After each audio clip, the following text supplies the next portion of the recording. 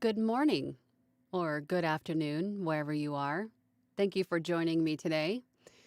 I am Angela. I am a full time voiceover artist and audiobook narrator, and my channel is dedicated to those of you that are just getting started out in voiceover and audiobook narration. And through my channel, I share with you some techniques and tips and tricks that I use every day in my own voiceover business, and I answer your questions. So I see there is a little bit of a delay. so um, if anybody has any questions, please leave them in the chat. I will, or if you just want to say hi, just say hi. I always like to hear from you guys. And I will answer your questions while I'm live here today. We'll be here for about an hour, depending on how many questions there are. Let's see here. It looks like if you can't hear me or anything weird, please let me know. Let me just double check that everything on my end. It looks like everything is good. So if you can hear me, let me know. Okay, I'm just gonna check the poll. I do have a poll up because I'm always curious about where you guys are. And the poll is, do you have a website for your voiceover services? And so far, we've got 17 votes. We've got 12% of you say yes, and 6% of you say no, I don't want one. But 82% of you say not yet, looking for some options.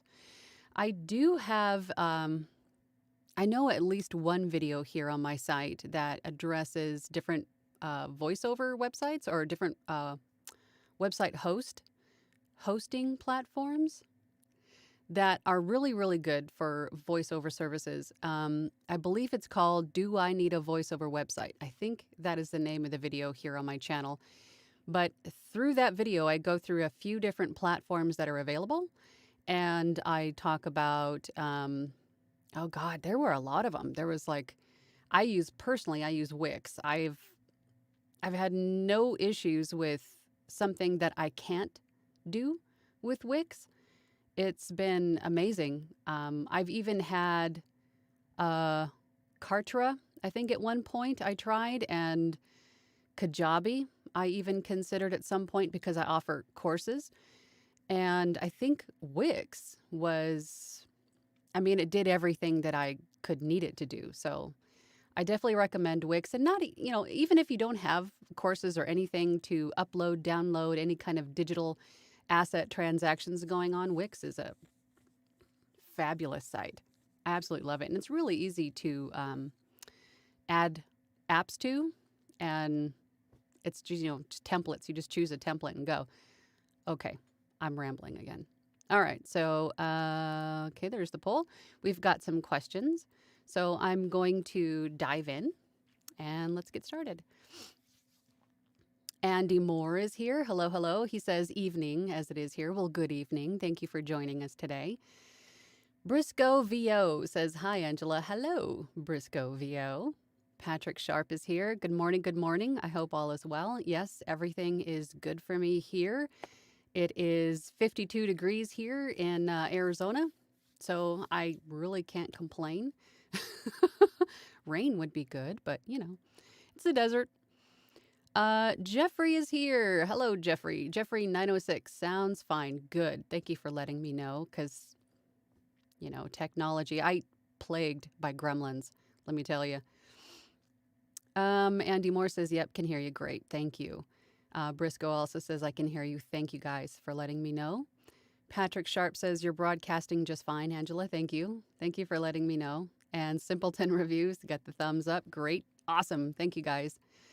Matthias R. says, good morning, Angela. How are you doing? I am wonderful. Thank you, Matthias. Thank you for asking. I hope you are all of you are safe and happy and healthy. It's kind of scary out there. Tone Chaser says, good morning. Good morning. Thank you for joining me today. I'm setting up my studio this weekend. Cool. That's fun. And plan to start building out my Fiverr profile. Can you give me some bullet points on direction starting out, demos, gigs, etc.? Well, uh, there's a lot to unpack there. There really is. There's a lot of nuances to building your studio and for setting up your gig profiles. The studio mainly because everybody's space, what you have to work with is a little bit different. So, but main bullet points in terms of setting up your studio, I would say go someplace that you can make a dedicated space because having a dedicated space is important in consistent sound. You don't want to be moving around your setup too much, excuse me, because your clients are going to be depending on you to sound the same, take after take after take or order after order. And also keep in mind that any kind of flat surfaces around you, your desk surface, your walls behind you, need to be soft surfaces. It is recommended, not required, but recommended because the soft surfaces help to reduce the reverb or the echo. When you're speaking, it doesn't bounce off the walls and into the mic. So the soft surfaces are kind of dampen down the echo. In terms of Fiverr, and also side note, I think I have videos on both of your questions about your recording space and like what computers you need, what gear you need, and also quite a few on Fiverr in setting up your profile, your pricing, your thumbnails, your samples, I think even. I think there's a little bit of everything here. But Fiverr is, I guess, my main recommendation to you for Fiverr would be to take like an hour or so and just do some deep diving around Fiverr and take a look at what other users are doing. Take a look at their thumbnails, their pricing structures, their description, their FAQs. Take a listen to their samples because you definitely want to have your gig completely filled out. And you definitely, I would say the thumbnail is very important because typically that is the first thing we see as consumers. We're visual creatures, right? So we see the thumbnail and we click on it. Or some people are more price driven. They want the lowest price or the best bang for their buck, basically. So just really take a look around and see what other users in your level are doing, or new sellers, I think in your case. And or even take a look at some of what the top rated sellers are doing, because if they're top rated, they're doing something right. So, excuse me. Take a look around Fiverr and just kind of based what you're doing on what they're doing. And I realize I'm rambling again. But I do have quite a few videos here on my channel about Fiverr in particular. In terms of the demos, you can create your own. You don't have to spend, because the demos are expensive, hundreds, if not thousands of dollars for the coaching and then to have the demos created for you. But you can totally make your own in the very beginning and then refresh with better ones as you go, because as we progress, we practice more, we get better naturally as we go along. And then you can update all of those demos and samples as you go. Briscoe Vio says, I do have a website. Just got it before the new year and I'm still tweaking it. I'm still tweaking my website and it's been live for probably 3 years. I don't know if we ever stopped tweaking our websites. Let's see. Vishal M says, is it just me or did the stream just end? I didn't end it. It looks like it's doing some weird buffering thing on my end, but it always looks that way. So I'm not entirely sure. I apologize if it appears that it did. It looks like I'm still live. So if you see any issues, please let me know and I can see if I can figure out what's happening.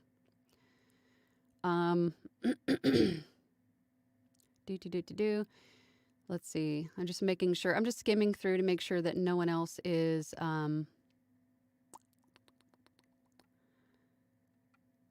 okay, no one else is saying that the stream has ended. So I'm hoping that's not the case. JCCAOL says, hi, Angela. Well, hello. Thanks for joining today. I was able to fix my problem with Adobe Audition in regards to no audio. Well, that's good. What was the issue you were having? I mean, what was the cause for the problem? Be interesting to know. Matthias R says, one of my questions is, how do you know when and if my sound sounds competitive? I would really just take a listen to what everybody else is posting, you know, but there there is a lot of competition in voiceover. There's a lot of voiceover artists out there, but everybody sounds different. You know, one client might not be looking for my voice, they might be looking for your voice. You never know. So there really isn't a competitive sound per se, but you do want to make sure that your recording environment and your mic placement, your EQ, all of the things that benefit your recording, your voice in your space are what are important.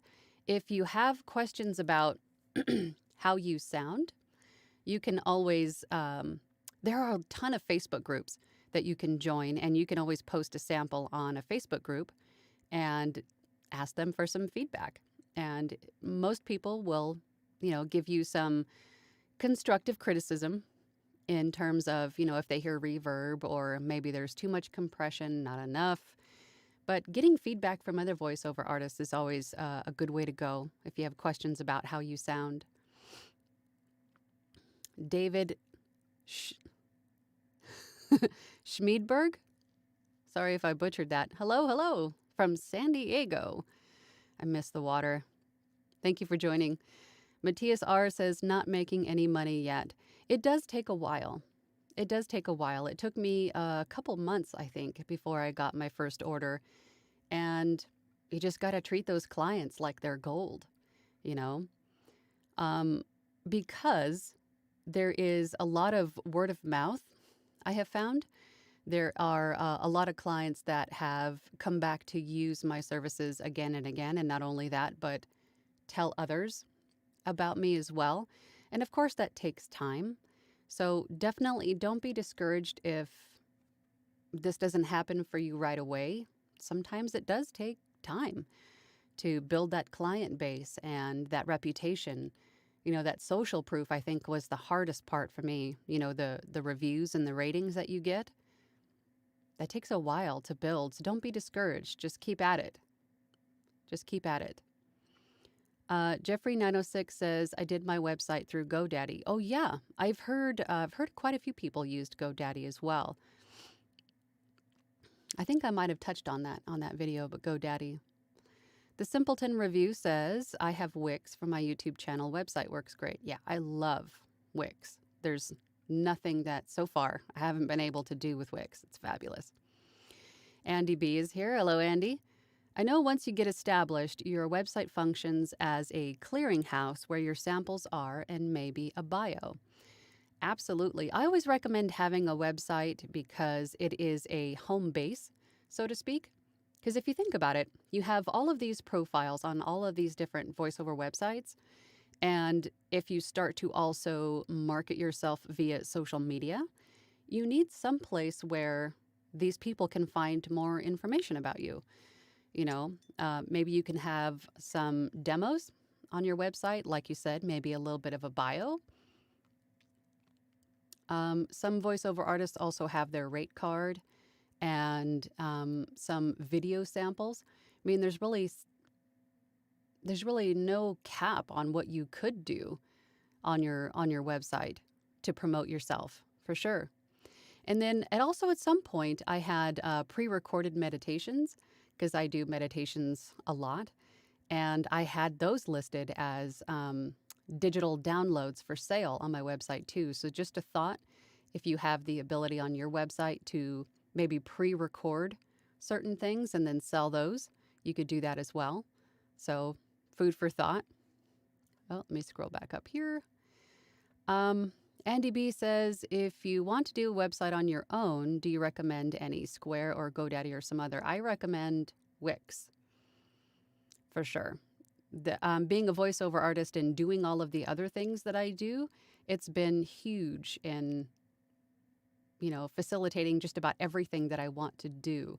So Wix has been fabulous. And of course, there's all kinds of different packages you could purchase for different purposes and add on different apps and things like that. But there's a lot of it that comes, a lot of useful apps that are free. But you do have to pay for some levels of what they call premium for certain aspects, for like the CRM aspect or the social media marketing, I believe is what it is, or to host video and audio. So take a look at whatever website you choose, or if you have a few in mind, just take a look at what options they have that will suit your business and make the decision from there. But Wix, I always recommend Wix. It's been fabulous. John B. Jenkins is here. Hello, hello. I'm currently using Audacity, but looked into Adobe Audition and realized it's a monthly subscription. Is it worth the subscription? And do you think clients see Audacity as less professional? I don't think Audacity is considered as less professional. There are a lot of people that use Audacity. I think it comes down to preference. Adobe Audition, Creative Cloud, there is a monthly subscription. However, with that subscription, you get the latest and greatest updates and new features as they develop them. So for me, it has been fabulous. And Adobe Audition, side note, also seems to be a little bit more voiceover friendly. There are a lot of DAWs out there, and to me, personal opinion, they seem to be a little bit more geared toward music production rather than voiceover. And Adobe Audition has a lot of presets already built in for voiceover use.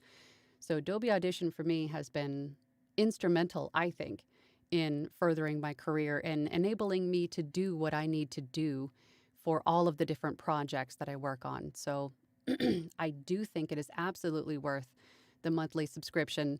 However, I have, excuse me, I have the whole Adobe Audition suite. So it also gives me the Premiere Pro, the Acrobat, the upgraded PDF ability to like sign, excuse me, to sign papers and things like that, like NDAs, and to be able to sign and send them back to the client. So there's a lot of apps within that Creative Cloud suite that are useful for a business owner in general. That is absolutely worth the monthly subscription, in my opinion. But your clients are never going to know what you're working with unless you tell them, unless you offer up that information. I don't think I've ever had anybody ask me what recording software I use. So I don't think that is a factor at all. Tone Chaser says, I mainly meant Fiverr. Oops, I just lost you. There you are. Okay. I'm comfortable with the studio. Yeah, Fiverr, there's a lot. There's a lot to touch on with the Fiverr gigs. So, the thumbnails, the pricing structures, having everything filled out, meaning you're allowed 3 gig images, use all 3 slots for images, use all 3 slots for samples or demos, insert the video. There's a lot there, but make sure, best advice is to fill out everything that you can and make your thumbnails appealing, because that cover photo on your gig is, to me, it's just typically what catches the eye. Me being a consumer and also looking on Fiverr for, to hire out other sellers for, miscellaneous things, the first thing I see is the thumbnail. So that's why I always think it's important. Matthias R. says, what is the thumbnail? The thumbnail is, if you go on to Fiverr and let's just say you're searching for a voiceover artist and you search it into the search bar, you're going to see a ton, probably a couple hundred, if not a couple thousand voiceover artists come up with that specific, search terminology that you used for voiceover, right? So then you'll see a bunch of pictures. There's a picture with each gig, and that picture is the thumbnail. That is the image that you see attached to that gig. And to me, I think, maybe it's just me, but the thumbnail catches my eye. If a thumbnail, it looks like it's like they took some time to put it together, it's easy to read, I think those are important elements to a thumbnail. Jeffrey 906 says, question for you. A client found me through ACX, but emailing and doing an offer outside of ACX. Should I be weary of that? I would say yes. Because there really isn't a benefit to doing business outside of ACX if their book is intended for ACX. Unless of course they are, oh gosh, I would say yes. I would say I would be weary of that because those files are directly uploaded to ACX unless they aren't planning on using that audiobook for ACX, for Audible. Yeah, I would be wary of that for sure. I would ask them what they intend to do with a book if you're not working through ACX. I would do that for sure. That is a little strange.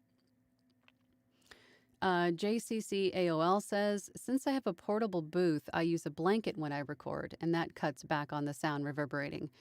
Absolutely. I know there's quite a few people that I know that use the portable booth. It's a PVC frame with moving blankets or something else kind of draped around and over the top. So that definitely cuts down on the reverberation throughout the room. So that's awesome. Tone Chaser says, awesome. Thank you. Surin Lavecchia. Sorry. I hope I didn't butcher that. Looks good on my end. Okay, good. Good. That was in regards to if my stream ended. I don't know what's happening. Let's take a break really quick and go back to the poll. Let me see. Where are we at? Okay, so we got 33 votes on the poll. We've got 21% of you that say yes, you do have a website for your voiceover services. 6% still at no, don't want one. And 73% say not yet, looking for options. Okay, cool. There are a lot of you that don't have websites yet. I would have, even if it's just like a free basic one-page website, I would have something. I would have some sort of home base, maybe a link to your SoundCloud demos, perhaps a little bit about yourself and how to contact you at the very, very least. That way they can hear you, they can see you, there's a picture of you on there, learn a little bit about you and who you are, and contact you. Even if you have just your email address on that one page, even if it's not like a press here to contact me sort of thing, if it's just at least your website or your email address. Excuse me, I don't know why I'm so froggy today. But that way they at least they can hear you, see you, and contact you. JCC AOL says, in regards to Adobe Audition, I would record, and when I played it back, there was no audio. I used a USB microphone for recording and would use that for the input. The output was the same. So I wonder, so the output was also the microphone? And he goes on and says, when I changed the output to the, oh, yeah. Okay. So you had the input and the output as both the microphone. That makes sense. Yeah, because that's kind of a one way. There's no speaker in the microphone. So that makes sense. Yeah, it takes a little bit of tweaking, especially in the beginning when you don't know everything is just like, a completely different language. It's all alien. Yeah, it takes a little bit of figuring out for sure. Same. Oh my gosh. Okay. John B. Jenkins just sent over a $5 super chat. Thank you so much. I really appreciate that. He says, thanks for the answer, Angela. These Q&As are so helpful. I'm so glad they are. Thank you. I also got another question answered here regarding Wix websites. Your experience is appreciated. Well, thank you so much. And thank you for the super chat. That's very, very sweet of you. I appreciate that. And I'm glad these are helpful because that is what I'm trying for. At least entertaining, maybe at the very least. Um, Briscoe VO is answering. Jeffrey says, it always gives me pause when someone tries to offer outside of ACX. You don't have the same protections offsite. For sure. I don't even know if there would be a benefit to working off of ACX when they find you on ACX. That is, yeah, that's kind of fishy.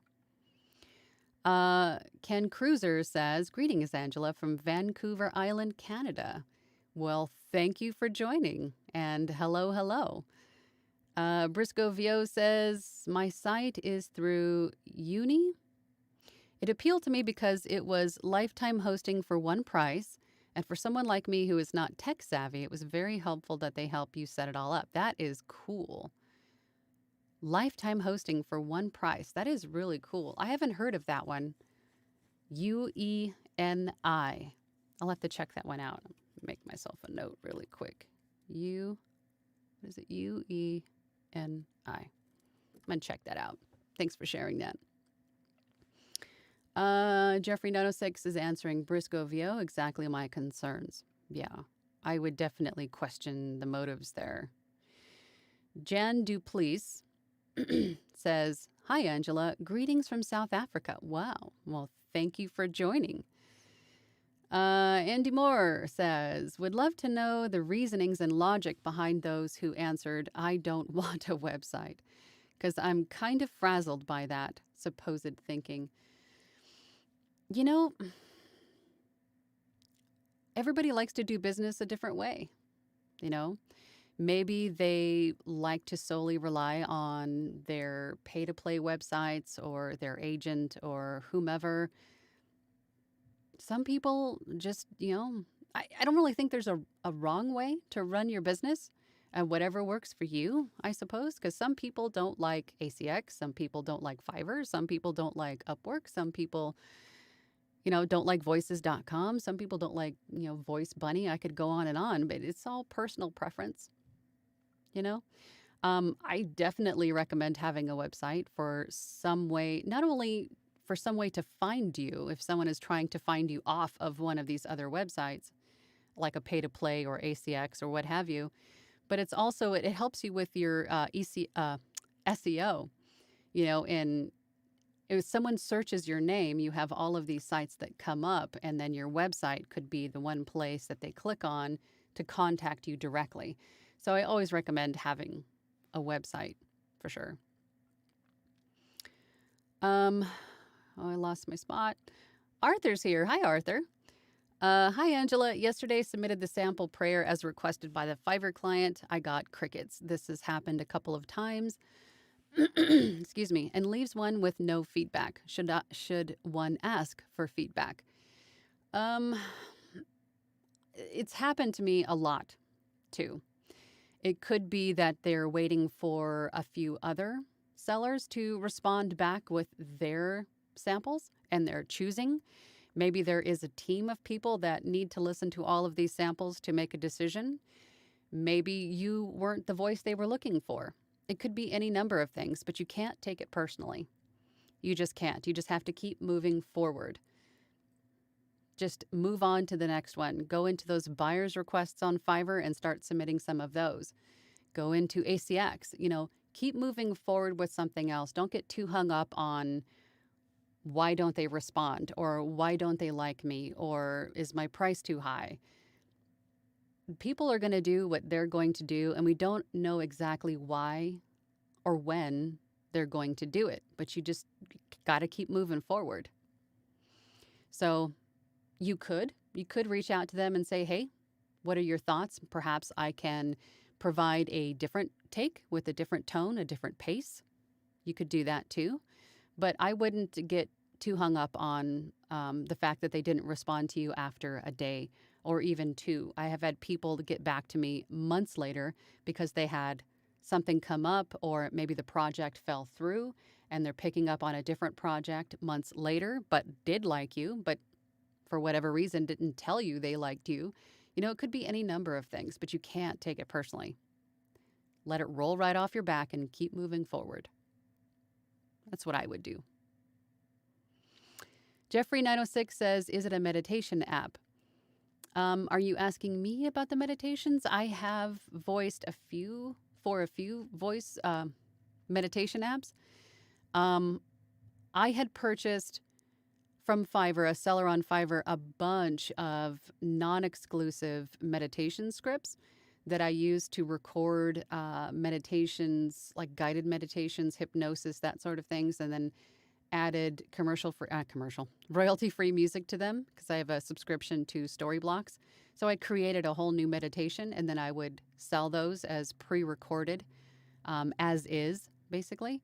I also tried that on Fiverr, but I found that a lot of those clients maybe didn't read the description or any of the FAQs that stated that these are sold as is with commercial rights and, kind of plug and play. It's a plug and play meditation, but they wanted too much to be revised. Like they wanted me to add their company name or they wanted to change the music. And, it just became too much to handle at the time. So I took that gig down, but having pre recorded meditations to sell isn't a bad idea. I think Fiverr would be probably the best place for that, or Upwork, Guru, some place where there are gigs, like your pre-recorded meditations could be a product that they purchase, and then you fulfill them by, sending those meditation pre-recorded tracks to the client. I hope that makes sense. Patrick Sharp says, oh, he's answering Andy Moore. One could make the argument in 2022 that websites and possibly the effort behind setting them up seems redundant, considering all the social media outlets we all have access to for free. That is a good point. That is definitely a good point, but I am still going to say that websites are important as a home base. When people find you on all of these other websites and or social media, that they have an additional place that's kind of like your digital business card. It's a place for them to come to you to find more information or contact you directly. Not everybody is on social media. If I wasn't a business owner, I probably would not be because I am too much of an introvert to share everything about myself or do silly, funny stuff or, I would never have a YouTube channel, if I hadn't started this business and then come to the realization that I could pay it forward, in my own way. But yeah, I think a website is a good thing to have. But I see your point, though, Patrick. Matthias R. says, I have another question. What groups in Facebook or Instagram can get in for Star having some help? Oh, I just lost you. Where'd you go? Oh. And feedback until I can afford coach other resources. If you search voiceover in Facebook, oh my gosh, I have my own group. Side note, the VO workshop. But there are, I think, at least another 12 or so that I belong to. And I know there's a whole lot more than that. There's a VO Life. There's a VO's Journey. Anthony's Facebook group is amazing, A VO's Journey. There's the ACX narrators. There's, oh my gosh, I'm trying to think of them off the top of my head. But if you searched voiceover in Facebook groups, you'll find quite a few. There are a lot. Excuse me. And everybody in this industry is so helpful and supportive. It's amazing.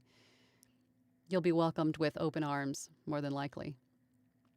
And those are a great place. Facebook groups are a great place to lurk and kind of soak in the information because there's a lot of perspectives and a lot of information and a lot of sharing. Everybody is so eager to help. It's just fabulous. Andy Moore is answering Patrick Sharp. I see what you're saying with the ease options there and the cost too, though would personally not entrust that to a social media platform. Yeah, I'm a little bit, I don't like to share a whole lot on social media either, about myself personally, but everybody's different. Everybody has a different opinion and take on things. Excuse me. David is testing. Loud and clear. We got you. Patrick Sharp is answering Andy Moore again. Agreed. Plus, those who would use the social media logic are also a slave to those outlets. And if they shut down your content, if you shut down, your content evaporates, but not on your own website. Another plus. That's a good point. That's a good point. I think the major social media platforms that are out there probably aren't going to go anywhere for at least a while anyway, but you're right. If you have content there, it's all going to go away. But having your own website, well, I guess the same could be said for a website host. Although if they're popular and they're making lots of money, I don't think they're going to go anywhere either. But yeah, a lot of things to consider there.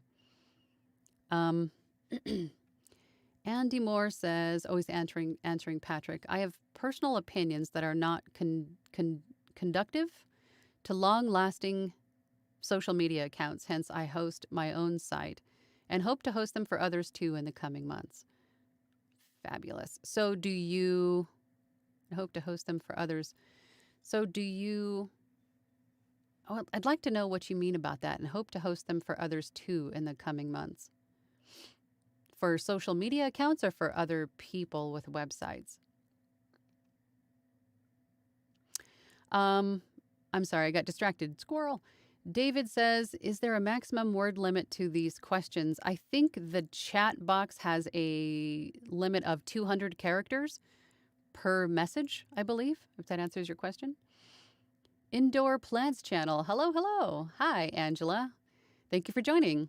Do you ever add the music or video along with narration for some projects? I do.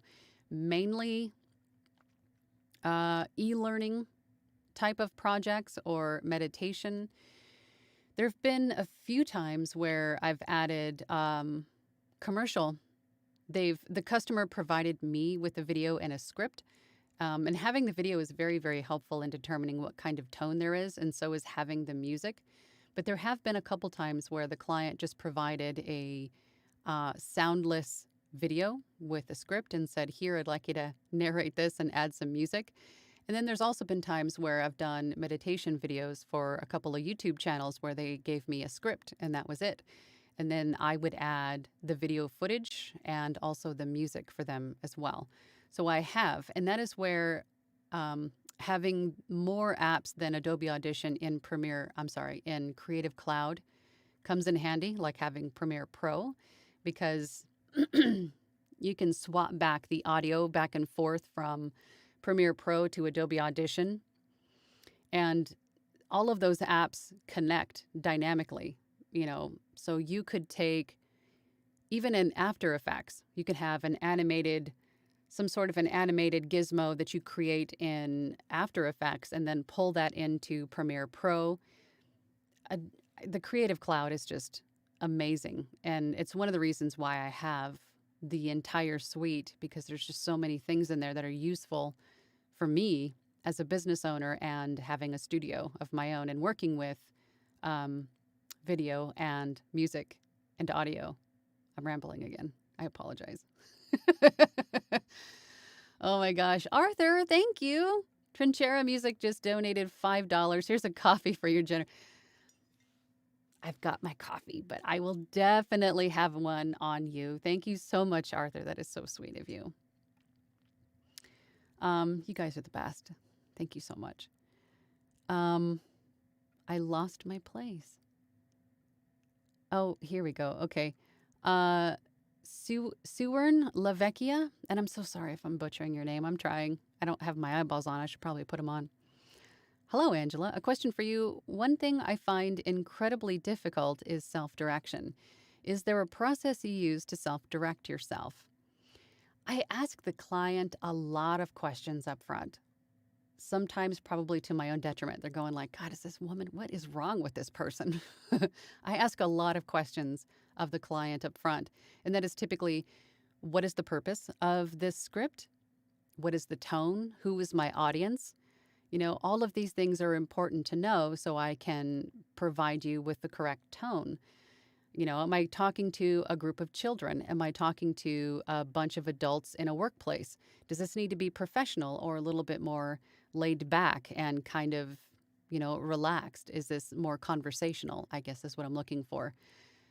Asking all of those questions up front are important to determining how you deliver that voiceover, and that is your self direction. Um, I'm trying to think if there's anything else that you could ask the client up front. Of course, what the purpose of the script is also important for determining what kind of rights they also need with your voiceover. Do they need just commercial rights? Do they need full broadcast rights? Do they need, payment in perpetuity for the use of your voice in perpetuity? All of these questions are important to ask. And once I have all of those answers, I have a pretty good idea of how to deliver the script. And sometimes if it's a short script, meaning a couple hundred words, I might even give them a couple different takes because some scripts are tough to figure out. They could really go one of two different ways, or maybe even one of three different ways in your head in terms of tone. So, if it's a good client and they've come back to you a few times, I have no problem with giving them a few different takes of that script so they can select which one they think is the best for their needs. I hope that answers your question. Oh my gosh, oh my gosh, oh my gosh. I lost my spot again. Eric. Hi, Eric. Good morning. Glad to see you here, darling. David says, I have a Fiverr client who keeps rejecting my submissions. He claims my voice needs more energy and I need to pick up the pace. I don't believe I'll ever please this customer. What should I do? I've had a couple of these. Sometimes the clients don't really know what they really want. More energy, pick up the pace. You know what you could do? You could ask him to send you an example. If most clients, just by using their phone even, they just record a quick little audio note and send it to you with an example of how much energy or how much pace they're looking for. And that way, if you can hear it, you might be able to replicate what they're looking for a little bit better. But I've had that happen to me a few times too, where, like I was just saying with the script interpretations, your interpretation might be a little bit different than what they're looking for. And sending you a little bit of an audio snippet as to what they're looking for might be helpful. So that's what I would do. I'd ask them for an example, give them another take or two, and see what happens. Jeffrey 906 says, sorry, no, I meant the offer I got outside ACX is for a meditation. Oh, that's interesting. So it's not an audiobook. Interesting. So if it's not an audiobook, but they found your voice on ACX, that's a whole different thing. I wouldn't say that is weird at all. That would be just like someone finding you on Fiverr, liking your voice, but contacting you directly so they didn't have to pay the 20% that Fiverr charges on top of the fee. So that's a little bit different. Jeffrey 907, oh, but loved your response. Great. I'm glad that helped either way. Matthias R. says, thank you, Angela, your experience and warmth. It's very helpful. Oh, thank you. I'm glad to help. Andy Moore says, am planning on launching a platform that makes websites for voice talent. Oh, once you have that up and running, please do share with the rest of the class. Basic pages, demos, contact forms, audition uploads, and the magic buy now buttons to really empower the artist. I absolutely adore that. I think you need to keep us posted on that, Andy. For sure. I would love to check that out and spread the news about that because that sounds awesome.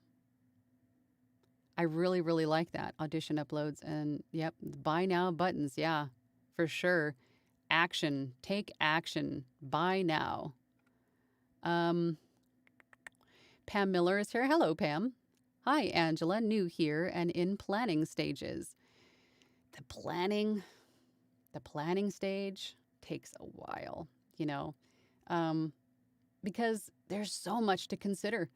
There's so much to consider in the very beginning. I think for me, choosing my name, VoiceOver Angela, and then using that across all platforms to help people find me a little bit easier, I think was just a little bit of, well, I think that was mostly luck on my part, but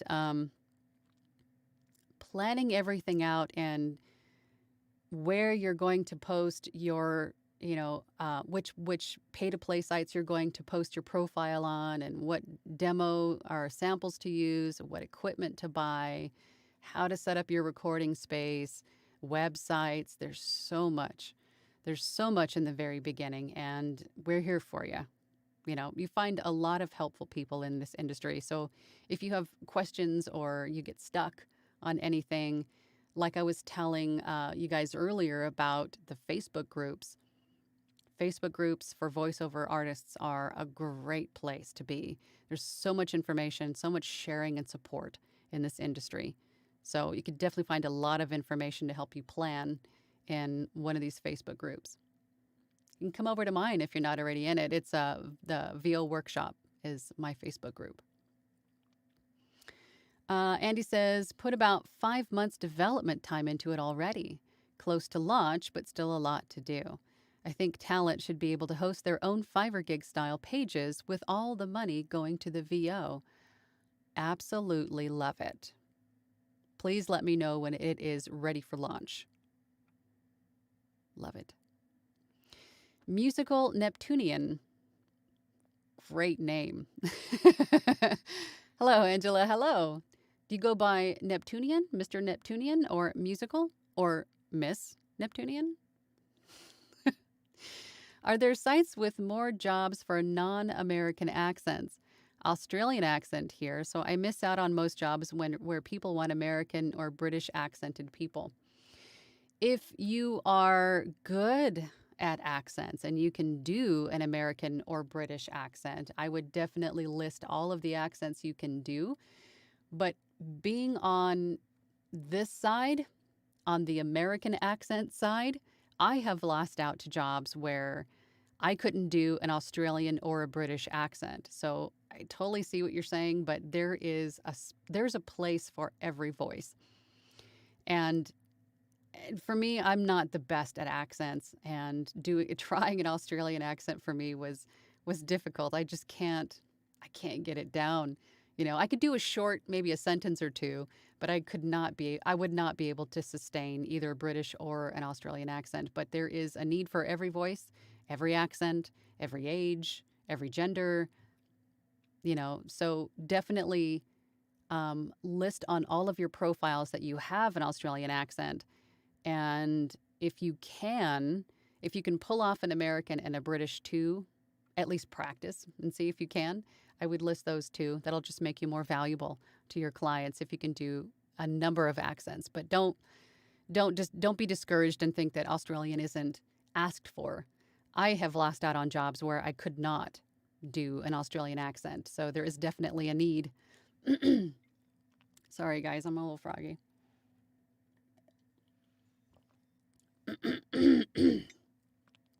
Okay, I think we're good. All right, so Pam Miller says, question. For those who keep their computer outside of their recording space, how do you start the recording? Sorry if a silly question. I have my computer tower, the PC unit, the case with all of the little PC components inside, outside of my room. Everything else is in here with me. I have long cords for, let me just back up and say the interface is in here with me. The monitor is in here with me. Obviously, my microphone is in here with me. My camera is in here with me. I just have extra long cords for everything in here to go under the door and outside to hook up to the PC. And for my mouse and my keyboard, they're both Bluetooth and wireless. So, and they're both Logitech. So I can put both of these items on one USB. I don't even know what your little nubbin that goes into the PC as well. So long story short, the PC tower is outside, but everything else, all the cords are extra long and everything else is in here with me. So I can control my DAW, I can control everything from in here with the PC outside. I hope that makes sense. But it's not a silly question. Not at all. Not at all. Um, Trinchera Music is answering Suern Lavecchia. And I'm so sorry if I'm butchering your name. Great question, and me too. Yeah, see, no question is dumb or silly because you never know when someone else might be thinking the same thing. Junior's here. Hello, Junior. What do I do if the client asks about my CV and I don't have any experience?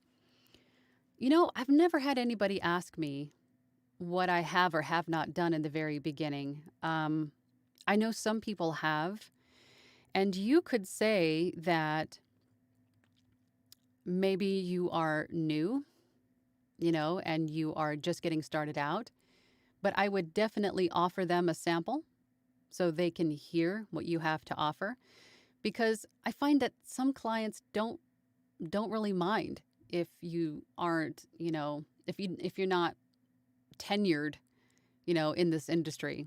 As long as you have the voice that they are looking for and you can deliver the tone, the pace, the purpose, the intention, of what they're looking for on their script.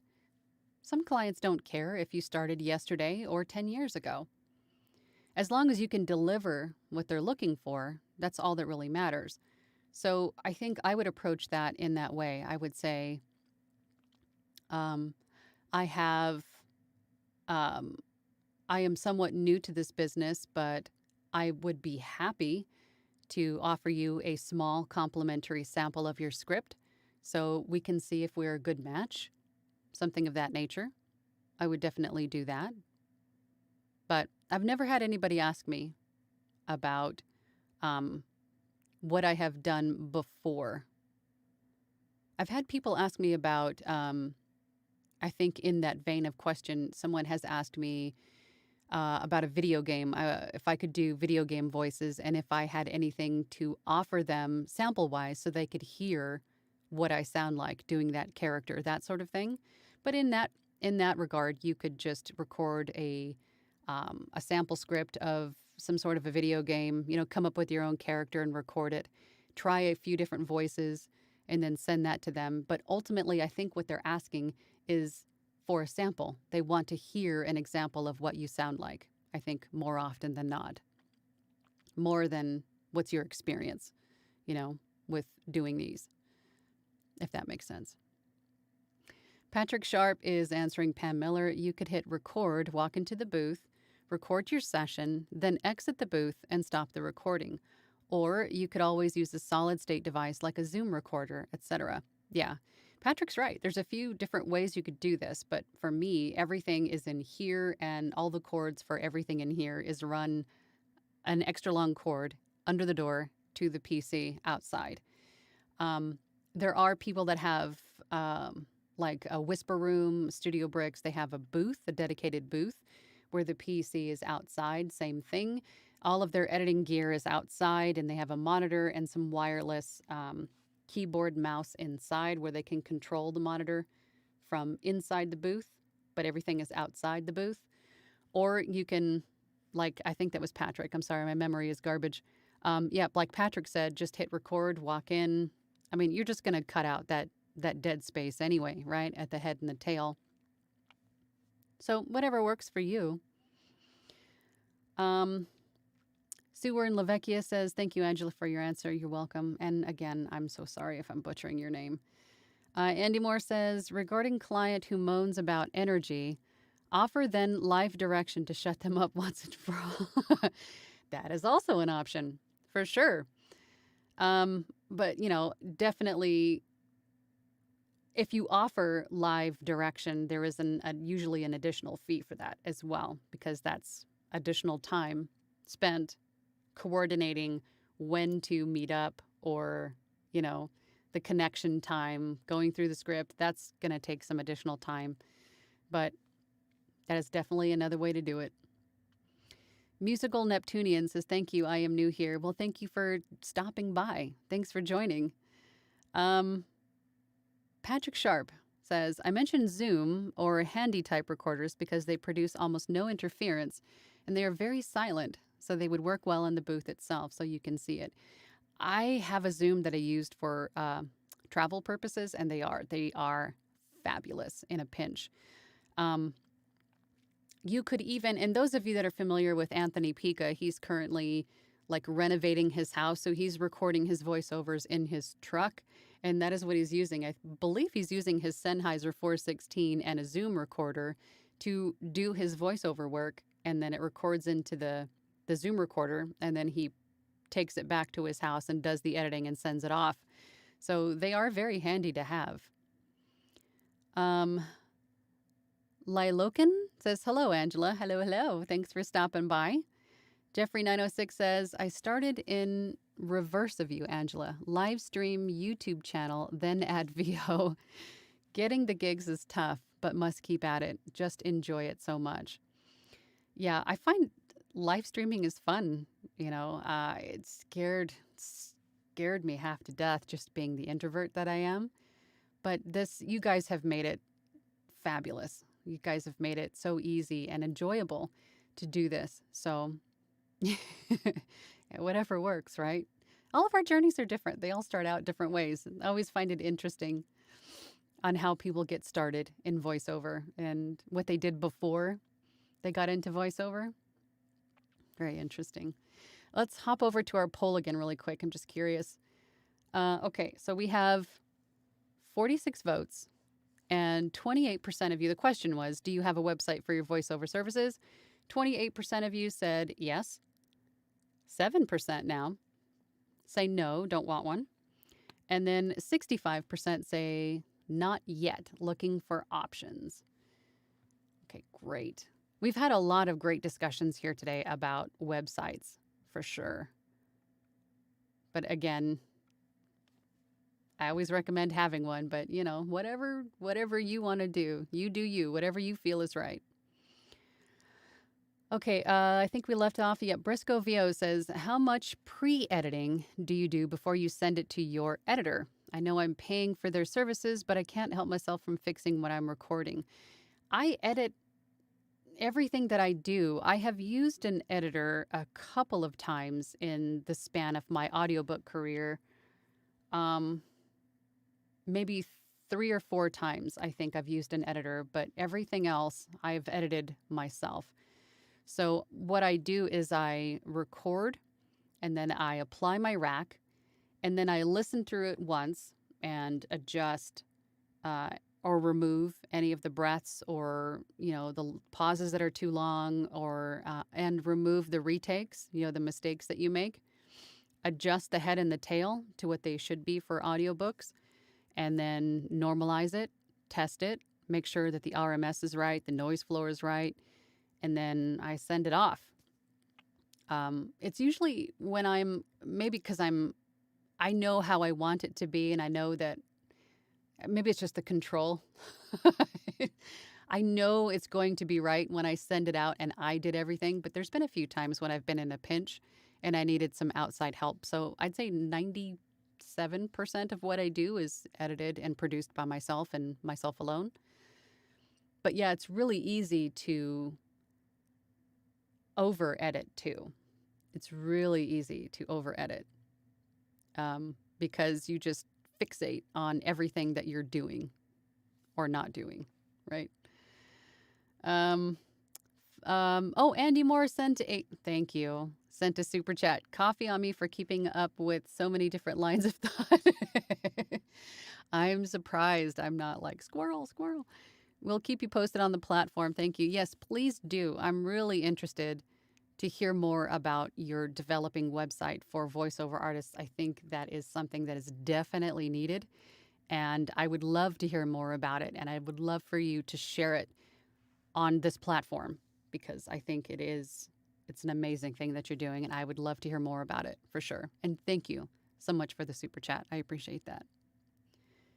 Fibromyalgia Journey and Denise Bowen says hi. Hi, Denise. Thank you for joining. David says, do you keep your computer outside the booth because of the noise it generates? Yes, I do. This is my 3rd computer that I've used for this purpose, for voiceover. And I have tried every single one of them in here with me. And the first one was a laptop, and I tried cooling pads for it and everything, but there's just so much that we're doing, so much of the GPU and the RAM, everything is kind of working overtime. So that fan was just constantly making noise. So I had to move it outside, and then I ended up needing more RAM. So then I got myself a little Intel Nook, a little tiny mini tower, because I chose that one in particular because it had a Thunderbolt 3 port, and I was trying to future-proof myself, because at that point I wanted to get a an Apollo Twin for my interface, but didn't, because I bought this instead. But that ended up having, a little tiny thing, but it made some fan noise as well. So I tried to have that outside, and then it turned out that that wasn't keeping up with what I needed to do. So then I went to Digital Storm and had a gaming or a studio workstation PC built. And that thing has adjustable fan speeds. It has got, everything that I could think of to try to keep the noise down. But it still makes plenty of noise and generates a lot of heat, actually, to be in this little room. And me being in Arizona, it gets really hot in the summertime. And the last thing I need is something else in this room with me generating heat. So, it turned out that the best option for me was just to move my PC outside of the booth for heat and noise. So it works best for me. Junior says, so far I've auditioned 200 times on voices and haven't landed a single job. I'm not giving up though. Good, you shouldn't, because there's a lot of competition on voices, and what you're saying is not completely not, it's normal, I guess is what I'm trying to say. There are some people that have been trying on voices.com or Voice123 or Bodalgo or any number of the other ones that are out there and have not landed a single job. You know what? I don't do hardly any auditions on any of those, so I can't really give you a personal take on that, but I haven't won a whole lot of jobs on them either. But there are some people that have just started voiceover, and if you're watching, you know who you are. And within the first week, they submitted 10, 20 auditions and got 2 jobs. I don't know how they do it. Maybe I always think that it's like serendipitous. It's a numbers game for sure. Definitely is a numbers game. The more you audition, the higher the probability of winning a job somewhere, right? But it's also very serendipitous in that the right voice has to cross paths with that person looking for that right voice. So just like I was telling Arthur earlier, you can't take it personally. I'm glad that you're pushing through it, because at some point you're going to cross paths with that person who is looking for your exact delivery. So don't give up and keep going at it, because it will pay off. At some point it will pay off. And think of all the other, 200 times where you've introduced yourself to someone else. Maybe you weren't right for that project, but maybe you will be for a different project in the future. So at the very least, you're marketing yourself. So that's a positive take. Theory La Flamme. I hope that's right. Salutations. Greetings from Canada. Well, thank you. Thank you for joining. Edwin's here. Hi, Edwin. Hey, awesome Angela. I think I'm going to use that. For a closet setup, what microphone would you recommend to start? A closet, it's really hard to recommend a specific kind of microphone, because there's so many different options. And closets are all different, because I guess you could even consider the room that I'm in a closet. It could be a closet under the stairs. It also depends on if your walls are bordering something else that makes noise, because regardless of which microphone you choose, there's always going to be ways to buffer out sounds around you that are unwanted. For me personally, for my space, I have a playground that's literally 15 feet outside of this room, and there is a garage on this side, and there's a dog that barks next door, and then I have, upstairs, people upstairs sometimes. I chose a shotgun mic for my space because it doesn't pick up anything behind it or to the sides. Well, it does, but it's not as loud. So it mainly picks up what's directly in front of it. So less of the ambient noise in the room is picked up by the microphone. So it's really hard to recommend a particular type of microphone because there is so much you can do around it to fix the way that it sounds. I guess if that makes any sense. But really, what is best for your space? Because you might not have a place to put a boom arm.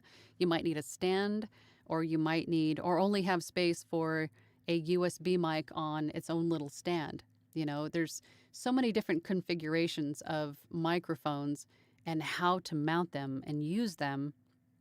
It's really going to depend on your space and your setup. So I, I don't know how to answer the question to give you like a definitive answer because there just isn't one. There's just so many different variables. Edwin says, keep punching fear in the face. We'll also do an episode on how to set up a VO rack. Oh, you mean like a preset effects rack? I actually have one of those. I actually have it's for Adobe Audition, how to set up and save a preset effect rack for voiceover. I have one of those here on my site, at least one that I can think of. And I think on some of the other audiobook audition videos that I have here, I also go through the rack again. Oh shoot, I just saw that we were just over an hour. I don't want YouTube to cut me off again like they did the last time. Is there like a time limit on YouTube before they cut your stream, or was it just something that I did maybe? Tone Chaser says, hey, one more question. I plan to offer general VO starting on Fiverr, but I also want to offer video editing creation. Should I have two separate profiles? No, you actually cannot have more than one profile on Fiverr. They consider that to be a spamming technique, so I would definitely not do that. But you have 7 gigs to start, and you can make those gigs for whatever skill set you have. You can have, like, for example, for me, I have several voiceover gigs, and then I also have a podcast editing gig. You can do the same. You can have several voiceover gigs, and then you can have a video creation gig. You can have whatever gigs you want to offer on that one profile. I would definitely stay on that one profile because having a computer address with 2 different profiles is going to get you flagged and potentially banned from Fiverr for having multiple profiles because that's frowned upon. But you can make your gigs whatever you want them to be. Absolutely. But that's good. I'm glad that you offer more than one service. There's nothing wrong with that. David says, thanks for sharing, Angela. Thank you. Abi Kumar says, I'm currently in the process of making DIY commercial demo for sites like Fiverr and Upwork. I was wondering what ideal decibel range should my voice be at to sound loud and clear?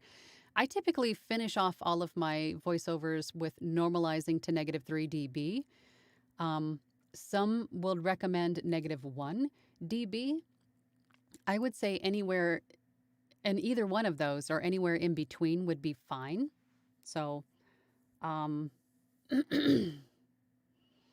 so yeah, I guess anywhere between -3 as a peak and -1 as a peak would be good. Anything more than that, you might risk blowing out their eardrums or clipping, which we don't want to do. David says, do you ever stand up while recording, or you do all of your recording seated? If I could stand up in here, I would. But literally, I have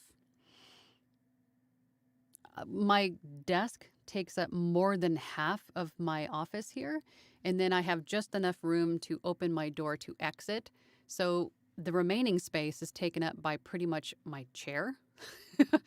So I pretty much just pivot. I sit, record, stand up, swivel out, and walk out the door. There's no room in here for me to stand. At some point when I move to the next house, I would like to have a booth. I would like to have an editing space. I would like to be able to stand up and to help project and use the volume of my voice a little bit better. But to answer your question, I do all of my narrations and my voiceovers seated. Not exactly happy with that, but that's what I have to work with at this time. Junior says, thanks, Angela. You're welcome, Junior. Briscoe VO says, it's pure luck sometimes. It is. I gave my demo to a guy I met and got cast in 2 movies for on-camera work, and I've never tried acting ever. So I got 2 movie roles before I even booked a single VO gig. That's awesome. Yet you never know. You just never know. It is pure luck sometimes, or being in the right place at the right time. But if you had never sent him your demo, then you wouldn't have had that on-camera work. That's why I always recommend introducing yourself to people if you have the ability to, like the buyer's requests on Fiverr, or auditioning for books on ACX, because you never know. They might not need you for this project, but they might use you for another project in the future. You never know. David says, dynamic mics don't pick up outside noise like condenser mics do, and they're cheaper too. Yep, thank you for that. It's absolutely right. But again, it depends on your space. If you don't need to reduce any outside noise or anything like that, whatever would work for your spot. But there's just so many variables to consider. Tone Chaser says, oh, okay, great. I'm going to dig around on there later this evening. And that was about the Fiverr profiles. Yes, absolutely. If you have more skill sets than voiceover, definitely offer them, because the people finding you through that video creation gig may also need voiceover. You can add voiceover as a custom extra or a custom add-on as well. Musical Neptunian says, always answering David. True, but dynamic mics have drawback of being more sensitive to you being slightly away from the mic. Lots of nuances to consider with microphones, for sure. Okay, or coming up on an hour and 12 minutes. Okay, I don't want YouTube to cut us off, so I think we're going to end it here. I just want to check the poll. I'm going to go ahead and add the poll really quick. So 48 votes, and the poll disappeared after I ended it. Oh my gosh. Okay, I think it comes back up here. Oh, there it is. Okay, so 48 votes. 64% of you said not yet, looking for options. And 27% said yes. And 8% of you said no, don't want one. Very interesting. I would definitely consider having a website. Andy Moore has got something really awesome that he's working on. I'm hoping that you will keep us up to date on what you're doing and when that is ready for release.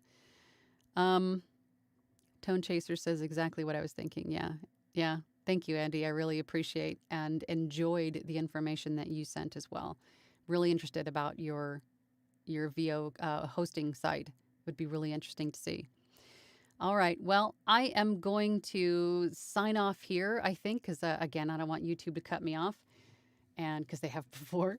Maybe they're just tired of my rambling. I don't know. But I think I'm going to end it here. But thank you so much for everyone who has joined and participated today and asked questions. I'm going to try to do this more often because it seems to be helpful. So that's the whole point, is I'm trying to help. So